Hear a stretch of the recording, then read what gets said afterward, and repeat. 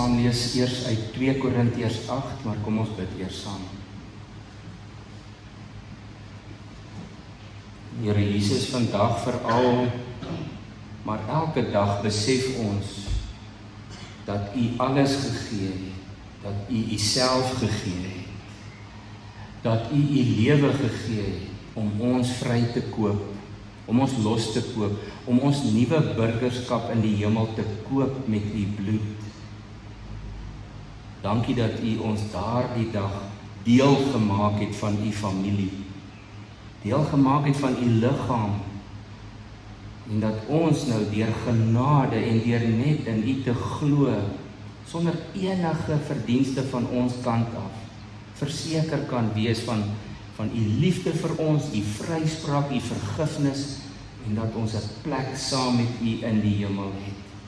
Here, vul ons opnuut met dankbaarheid en met blydskap, en met 'n gewillige hart, om hierdie dankbaarheid van ons uit te leef elke oomblik van elke dag. Dankie, o Heilige Gees, dat U ook ons herinner aan die woorde van ons Here Jesus. Ons vertrou U ook nou daarvoor. Amen. Die tema vandag is vrygewigheid as teken van dankbaarheid. Nou 2 Korintiërs 8, en die konteks daarvan is, daar was die gemeente van Jerusalem, wat die eerste gemeente was, en wat aanvanklik met wie dit goed gegaan het, op alle gebiede, hulle was onder mekaar self ook vrygewig, het dit later begin slegter gaan met hulle, veral ook rondom die materiële behoeftes, en toe was daar uitgereik na al die ander Christene in die ander gemeentes wat toe nou al ontstaan het, om te help vir daardie gemeente op daai stadium. Nou skryf Paulus in 2 Korintiërs 8 van vers 1 af so: Ons laat julle ook weet, broers, van die genade van God wat aan die gemeentes in Macedonië gegee is, dat hulle te midde van swaar beproewing as gevolg van verdrukking, hulle oorvloedige vreugde en hulle diep armoede laat oorvloei het in 'n rykdom van vrygewigheid van hulle kant af. Ek getuig dat hulle na vermoë, ja selfs bo vermoë bereidwillig was. Hulle het pleitend by ons aangedring om deel te kan hê aan die genadewerk van hulpverlening aan die heiliges, oftewel die gelowiges. Dit was nie slegs soos ons gehoop het nie, trouwens, hulle het hulle self eers aan God gegee, hulle het hulle self eers aan die Here gegee, en toe deur die wil van God ook aan ons. Gevolglik het ons Titus sterk aangemoedig om soos wat hy hierdie genadewerk begin het, dit ook net so by julle te voltooi, soos julle nou van alles oorvloed het, geloof en welsprekendheid en kennis en alle ywer en die liefde wat deur ons toedoen onder julle is, sorg dat julle ook in hierdie genadewerk oorvloedig is. Ek sê dit nie as 'n opdrag nie, maar om aan die hand van ander se ywer die egtheid van julle liefde te toets. Want julle ken die genade van ons Here Jesus Christus, dat hy wat ryk was, terwille van julle arm geword het, sodat julle deur sy armoede ryk kan word. En dan as ons net omlaai na hoofstuk 9 vers 6, hy skryf nou nog baie ander goed en inligting wat hy gee, en dan in vers 6 van hoofstuk 9 gaan hy verder en hy som dit nou so op. Hy sê die punt is: wie karig saai, sal karig oes, en wie oorvloedig saai, sal oorvloedig oes. Laat elkeen gee soos hy vooraf in sy hart besluit het, nie met droefheid of onder dwang nie, want God het 'n blymoedige gewer lief. En God is magtig om alle genade oorvloedig vir julle te laat wees, sodat julle altyd in elke opsig selfversorgend kan wees en oorvloedig kan bydra tot elke goeie werk. Soos daar geskryf staan, hy het wyd uitgestrooi, hy het aan die armes gegee, sy geregtigheid bly vir ewig. En hy wat saad aan die saaier voorsien en ook brood as voedsel, sal aan julle saad verskaf en dit vermeerder, en hy sal die vrug van julle geregtigheid laat toeneem. So word julle in elke opsig verryk, om in alles vrygewig te wees, en dit loop deur ons bemiddeling uit op dankbaarheid, danksegging aan God, want die hulp van hierdie bediening voorsien nie net in die gelowiges of die heiliges se behoeftes nie, maar lei ook tot 'n oorvloed van baie uitinge van danksegging aan God, op grond van die bewys wat deur hierdie diensbetoning gelewer word, verheerlik hulle God oor julle gehoorsaamheid aan julle belydenis van die evangelie van Christus en oor die vrygewigheid van julle bydra aan hulle almal en aan almal. Terselfdertyd verlang hulle in hulle gebede vir julle vuriglik na julle weens die oortreffende genade wat God aan julle bewys het. Aan God die dank vir sy onbeskryflike gawe. En dan as jy ook wil lees saam in Filippense hoofstuk 4, baie net so bietjie aan Galasiërs, Efesiërs, Filippense, Kolossense, uit Filippense 4 vers 9 tot 20 skryf Paulus nou bietjie oor sy eie situasie as apostel. In Filippense 4 vers 9 skryf hy: Ek is in die Here besonder bly dat julle nou uiteindelik opnuut aan my gedink het. Eintlik het julle wel aan my gedink, maar julle het net nie die geleentheid daarvoor gehad nie.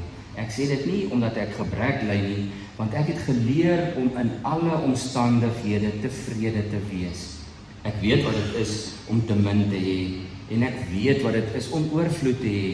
Ek is in elke opsig in al hierdie dinge ingewy om versadig te wees, sowel as om honger te ly, om oorvloed te hê, sowel as om gebrek te ly. Tot dit alles is ek in staat deur hom wat my krag gee. Nogtans was dit goed van julle om in my swaar kry te deel. Julle weet ook, Filippense, dat aan die begin van my evangelieverkondiging, toe ek van Macedonië vertrek het, julle gemeente tot my rekening van inkomste en uitgawes bygedra het. Geen ander gemeente nie behalwe slegs julle. Ook in Thessalonika het julle meer as eenmaal iets vir my behoeftes gestuur. Dit is nie dat ek van julle 'n bydrae verlang het nie. Ek verlang eerder dat die opbrengs op julle belegging toenemend sal groei. Ek is ten volle vergoed en het meer as genoeg.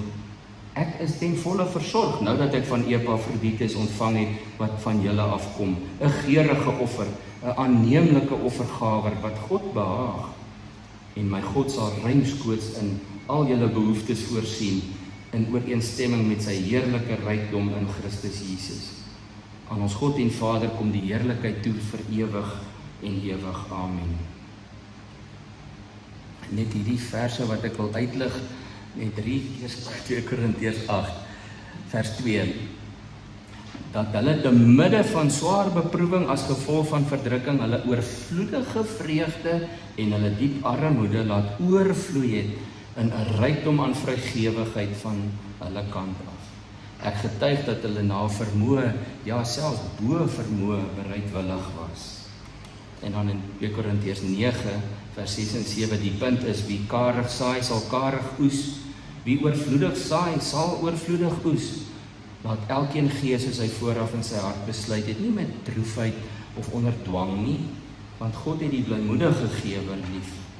En dan uit Filippense net weer hierdie verse 18 tot 19, waar Paulus sê, ek is ten volle vergoed, ek het meer as genoeg, ek is ten volle versorg, veral nou dat ek van Epafroditus ontvang het wat van julle afkom. En dan noem hy dit 'n geurende offer, 'n aanneemlike offergawe wat God behaag. En my God sal ruimskoots in al julle behoeftes voorsien in ooreenstemming met sy heerlike rykdom in Christus Jesus. Paulus skryf vir sy gemeente daar in Korinthe, dan vertel hy hulle nou van die ander gemeente waar hy ook voorheen gewerk het, die Macedonië gemeente. En ons het nou gehoor, dis nou net die agtergrond, hoe dat hy vir hulle sê, dat hy by hulle iets raak gesien het, wat hom verskriklik dankbaar gemaak het. Hy praat dat hulle diep armoede ervaar het, nê? Daar in vers 2 sê hy sê, maar saam met daardie diep armoede, was daar by hulle oorvloedige vreugde. Hy sê, en dit het hulle laat oorvloei in 'n rykdom van vrygewigheid van hulle kant af. Nou dit is presies die teenoorgestelde van hoe die wêreld funksioneer. In die wêreld is mense geneig om sodra dit met hulle bietjie swaar gaan, juis nog steeds stywer vas te hou aan dit wat ons het, nê. Die Christene wat self min gehad het, het gegee asof hulle baie het. En ja, dit is nou duidelik nie waar nie van wat die ou dominee my vertel het toe ek omtrent 36 jaar terug met my bediening begin het. Dan kom die ouer dominees altyd na die jonges toe en gee vir hulle nou raad en praat hulle moed in. En ek weet nie hoekom het hy dit vir my gesê nie. Hy was al baie lank in die Laagveld, lank voor my, en hy sê toe vir my, jongman, jy moet net een ding onthou. Die laaste ding wat tot bekering kom is 'n man se beursie. Ek het nie geweet hoekom hy dit vir my sê nie, maar ek het maar net sê, ja nee, oom is reg so. Ek het eers gedink, wat wil hy vir my sê? Maar dit was duidelik nie die geval met die gelowiges in Macedonië nie. Daar staan in vers 5 van 2 Korintiërs 8, hulle het hulle self eers aan die Here gegee. So hulle het hulle self aan die Here gegee. En wanneer jou hart aan Jesus behoort, dan behoort alles aan hom. As jou hart aan Jesus behoort, dan weet jy, ek wil amper sê instinktief, dat alles aan hom behoort. 2 weke gelede het ons gehoor uit Jesus se eie mond in Lukas 6 vers 45 waar hy gesê het, 'n goeie mens bring die goeie tevoorskyn uit die goeie skatkamer in sy hart. Die ironie is dat baie mense vandag, en selfs moet ek ongelukkig sê hartseer, dat selfs Christene dink daardie skatkamer in hulle hart behoort aan hulle self. So die eerste wat ek met julle net wil vandag weer deurgaan is dat Paulus sê, dankbaarheid begin by 'n oorgawe aan die Here. Dis waar dit begin. 'n Mens wat nie aan Jesus oorgegee is nie, verstaan nie wat dankbaarheid is nie. Ware dankbaarheid is baie meer as 'n emosie, 'n gevoel of 'n ek waardeer dit gebaar. Dis baie meer as dit. Dit begin by daardie diep geestelike oorgawe om te erken dat alles wat ek het, behoort aan God. Ons sing dit ook partykeer, wat ek is net genade, wat ek het, is net geleen. Nou ons besef dit nie altyd wanneer ons ergens eendag, dalk lank terug, vir die Here ons lewe gegee het. Die Engelse noem dit 'n commitment. Toe ons vir die Here Jesus gesê het, dankie Here dat U my ook gered het van die ewige dood. Dankie dat U my verlos het. My hele lewe behoort nou aan U. Dan het ons dalk nie mooi besef wat die implikasies daarvan was nie, maar ons het dit in geloof gesê. Ons het almal een keer vir die Here gesê, ek behoort aan U. Nou kinders van die Here is nie ongemaklik oor hierdie onderwerp van dankbaarheid nie, want dit is wat ons doen. Ons leef uit dankbaarheid. Ons hoor dit ook al wat die Here van ons vra. Is nie werke, dade, pligte om hom te probeer beïndruk nie. Hy vra jou hart. Hy vra jou liefde. Hy vra dankbaarheid. Dis wat die Here ons van ons vra. So ons is nie sensitief hieroor nie. Maar as ek nou weer aan ou dominee dink van vroeër, dan kan ek nie help om te wonder nie. Dit lyk vir my tog so, of daar waarheid in daardie woorde van hom was, soveel jare gelede. Hoekom sukkel mense dat hulle finansiële deel van hulle lewe tot bekering kom, dat hulle beursies as ware tot bekering kom?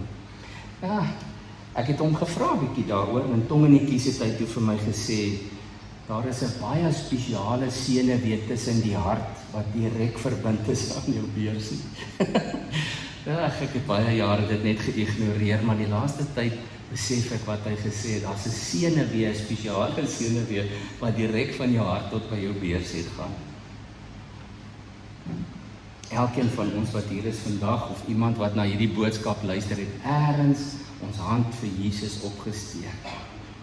En in diepe dankbaarheid gesê, Here, my lewe behoort aan U, my gees, my siel, my liggaam, wy ek aan U, o Heer. Ek lê my hele lewe voor U as offer neer. En toe was ons diep dankbaar. Daardie dag toe ons verstaan het dat die Here ons soos 'n stuk hout uit 'n brandende vuur geruk het en vir ons 'n plek in die hemel gegee het saam met hom. Nou ja, almal van ons wat die Ou Testament al gelees het, kan saam met die Here Jesus en selfs saam met die Fariseërs dit baie mooi opsom deur te sê, wat verwag God van ons? Om hom lief te hê met ons hele hart, met ons hele siel, met al ons krag en met al ons verstand, met alles hom lief te hê en ons naaste soos onsself. Die Here was nie tevrede dat iemand sou kom en sê, ja, jy moet die Here jou God lief hê, so met die helfte van jou hart, so met die helfte van jou siel, die helfte van jou krag sal alright wees, so 'n bietjie van jou verstand ook. Die Here vra alles, my hele hart, krag, siel en verstand. Nou die waarheid, die wonderlike waarheid is dat so 'n oorgawe aan Jesus maak ons vry. Dit maak ons vry om te dink ek is iets of ek het iets. Die Here Jesus het self gesê in Johannes 8 vers 36, hy het dit self gesê, eers as die Seun julle vry maak, sal julle waarlik vry wees. Maar hoe is dit dan nou dat ons wat deel is van die liggaam van Christus, wat ingeënt is in die wingerdstok? Wat Paulus sê, ons is nou burgers van God se koninkryk. Ons burgerskap kom uit die hemel uit, nie meer op hierdie aarde nie.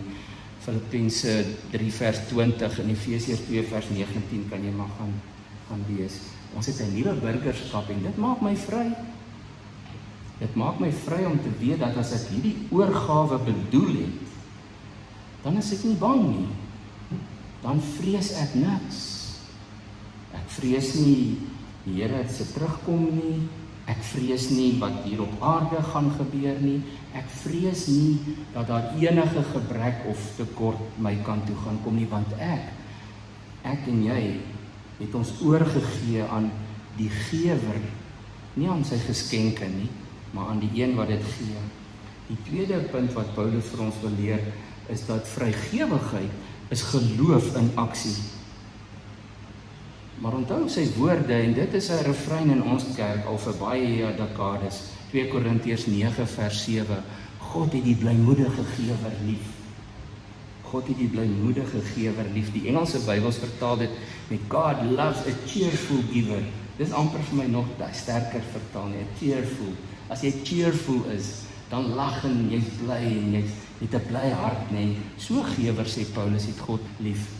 Vrygewigheid, broers en susters, is nie belasting vir jou siel nie. Maar dit is 'n vreugde van die hart. As jy waarlik deur Jesus vrygemaak is dit 'n diepe vreugde. Dit is om te glo en te weet dat wanneer ek saai, wanneer ek uitdeel, wanneer ek vrygewig is, God sal sorg. Hy sorg, sê Paulus, dat daar groei kom, nie noodwendig finansiëel nie, want dit is nie alwaaroor dit gaan nie, maar definitief sê hy sal God ons in genade seën nog meer in vrede, en hy sal ons karakter vorm hierdeur. My taak, my roeping, ons roeping is net om te saai. Mens kan nie met 'n toehand saai nie. Een handvol saad wat uit 'n dankbare hart gegee word, sal deur God self geseën word, sê Paulus.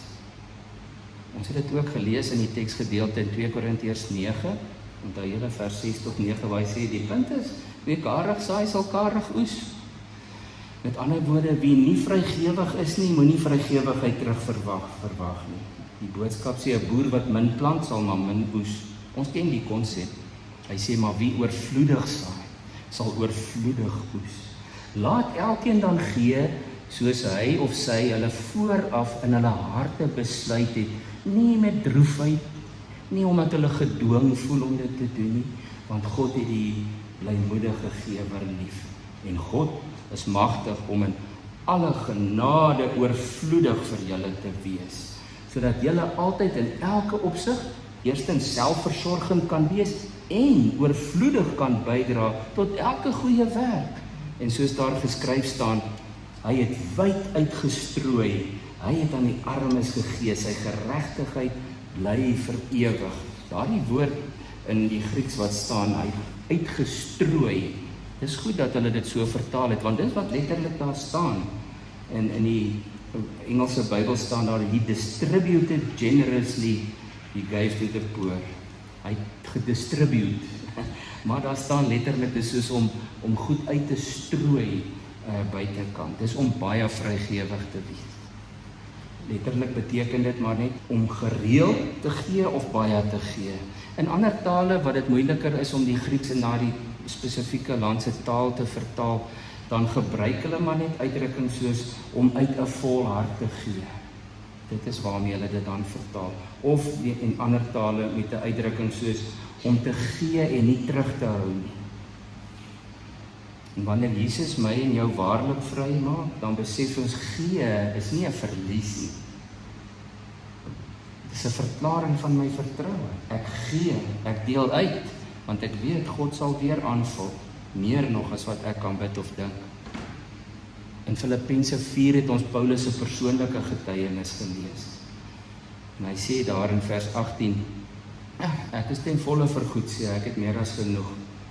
Veral nou sê hy dat ek van Epafroditus ontvang het, wat van julle afkom. 'n geurende offer. 'n aanneemlike offergawe wat God behaag. Hy sê, toe julle gee na my kant toe word God daardeur behaag. En dan sê hy, onthou 'n bietjie, God sal ruimskoots in al julle behoeftes voorsien, in ooreenstemming met sy heerlike rykdom in Christus. Ek is so bly dat daai mooi Afrikaanse woord daarin gesit. Dit is wat daar staan, om ruim te voorsien, maar die woord in Afrikaans so mooi, my God sal ruimskoots in al julle behoeftes voorsien. Paulus sê vir die gemeente, dankie dat julle aan my gedink het, en vir my iets saam met Epafroditus gestuur het, maar weet nou dat God julle in ruil daarvoor ryklik sal seën. God sal julle seën. En dit sluit aan by die laaste punt waar hy vir ons leer, dat vrygewigheid lei tot aanbidding. Ons vrygewigheid maak dat ander mense vir God dankie sê. In 2 Korintiërs 9 vers 12 het hy gesê, hierdie diens wat julle, hierdie liefdesdiens, hierdie gawe wat julle bring, lei tot 'n oorvloed van baie uitinge van danksegging aan God. In die 83 vertaling staan daar, die bediening van hierdie hulp betoon, voorsien nie alleen in die behoeftes van die gelowiges in Judea nie, maar bring ook oorvloedige dankbaarheid teenoor God mee. En daardie mooi vrye Engelse vertaling, die Message, staan daar, it also produces abundant and bountiful thanksgiving to God. Wanneer gelowiges vrygewig leef, verander dit mense. Dit verander selfs gemeenskappe. Paulus sê vir hierdie gemeente, as julle nou ook vrygewig kan wees, hy sê vir die Korinte, as julle nou ook vrygewig kan wees soos die Macedoniërs, dan kan ons daardie gemeenskap in Judea weer help om op die been te kom. En die mense in Judea, die wêreld, sal God se kinders se vrygewigheid in aksie sien. En hulle sal God daarvoor loof, sê hy. Ons gee nie net om daardie mense te help nie. Ons eintlike motief daarachter is dat God die eer sal ontvang. Dat God geloof sal word. Ons gee sodat mense God kan prys. En so word ons vrygewigheid 'n vorm van lofprysing. Elke rand, elke brood, elke handdruk, elke vriendelike glimlag word 'n halleluja. Iemand anders wat wegstap en sê, prys die Here. Prys die Here, kyk hoe het hulle my geseën. Elke daad van vrygewigheid af, wat ek en jy vir iemand anders doen of gee, skryf God se naam in hulle verhaal. En as hulle daardie aand 'n joernaal hou, gaan hulle skryf, dankie Here, U het vandag voorsien. En hoe het die Here voorsien? Deur iemand anders se vrygewigheid. So vra jouself vandag af, broers en susters, kom ons doen 'n bietjie eerlike selfondersoek. Wat hou ek dalk terug wat aan God behoort? Daardie ou Engelse uitdrukking wat sê, give to God what is right, not what is left. In die Ou Testament was God ook omgekrap hieroor. In Maleagi 3 praat hy met die Israeliete, en onthou nou, ek is baie sterk daarop dat ons die konteks in ag moet neem. Dit is vir Israel geskryf. Hoor net wat jy dalk daaruit kan leer vandag.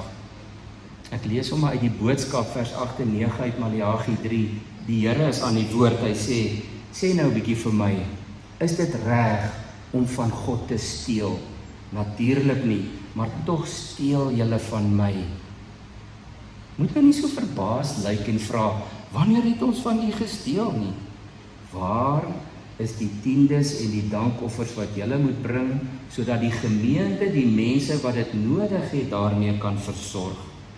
Dit is die rede waarom dit so swaar gaan met julle, want die hele volk is besig om van my te steel. Nou, dit het die Here vir Israel gesê, want hulle het dit letterlik gedoen, nee. En dit het my net laat dink aan ons Bybelstudie, ons preek verlede kwartaal uit Hebreërs, waar die skrywer sê, as Israel nie weggekom het met hulle ongehoorsaamheid nie, ons kry soveel meer genade, ons behoort soveel meer gehoorsaam en dankbaar te wees as Israel. Nou is die vraag net, is daar nie dalk iets wat ek terughou, iets wat ek dalk van God steel nie? Vra jouself bietjie af, waar jy hierdie week iets doelbewus kan gee, jou tyd, jou onverdeelde aandag, jou gawes wat die Here jou mee geseën het, finansies, maar met 'n blymoedige hart, met 'n blymoedige gees en gesindheid, te sê, ek kan vir jou van my tyd gee, ek kan vir jou help vandag, ek kan vir jou 'n bydrae maak. Kom ons gaan nie vandag net weer terug huis toe, soos na elke ander Sondag en sê, ja, goeie preek. Of die dominee het nou weer vandag iets daarso beet gehad. Vergeet nou dit, vergeet die preek. Gaan huis toe en praat met die Here, want die opdrag van Paulus is dat soos jy in jou hart voorgenem het, so ergens moet ons by die Here gaan sit en in ons harte iets voorneem. En dan vra jy jouself af, hoe kan my vrygewigheid vandag of hierdie week iemand anders nader aan Jesus bring? Maak dat iemand op hulle knie sal gaan en sê, Here, dankie. Of in hulle joernaal sal skryf, halleluja, die Here het voorsien. Hoe kan ek en jy instrumenteel wees daartoe? Hierdie week, vandag dalk nog, dat iemand anders nader aan Jesus kom. Onthou, dis altyd die eerste prys, as iemand nader aan Jesus kom, dat my en jou vrygewigheid hulle sal nader bring en sal bydra daartoe dat God geloof word, dat God meer geloof word, dat God baie geloof word, sê Paulus. As jy so daaroor dink, dan raak jy 'n blymoedige gewer, dan gee jy nie uit dwang nie, sê Paulus. Ek en jy moet vandag besluit, ons gaan gee, ons gaan nie karig saai nie, want ons gaan oorvloedig gee, dat iemand aan die ontvangkant die Here behoorlik kan loof en prys. So gee hierdie week iets wat jou dalk iets gaan kos, maar wat aan die Here lof en dank en eer sal bring. Amen. Kom ons bid saam. Here, as ek dit net vandag weer kan bevestig, ek behoort aan U. My hele lewe behoort aan U. Alles wat ek dink ek is, behoort aan U. Alles wat ek dink ek het, behoort aan U. Help my om niks terug te hou wat aan U behoort nie. En help my, Here, om met 'n blymoedige hart oorvloedig te saai. Want ek wil graag hê U naam moet verheerlik word. Ek wil graag hê U moet lof en dank ontvang. Iemand ergens aan die ontvangkant moet U loof en prys vir U goedheid. En daarom hoef die linkerhand nie eers te weet wat die regterhand doen nie, solank U die eer ontvang. Maak van ons blymoedige gewers, Here. Maak van ons gemeente, mense wat bekend sal wees daarvoor, dat ons blymoedige gewers is, sodat U die eer, sodat U die dank, en sodat U die lof kan kry. Amen.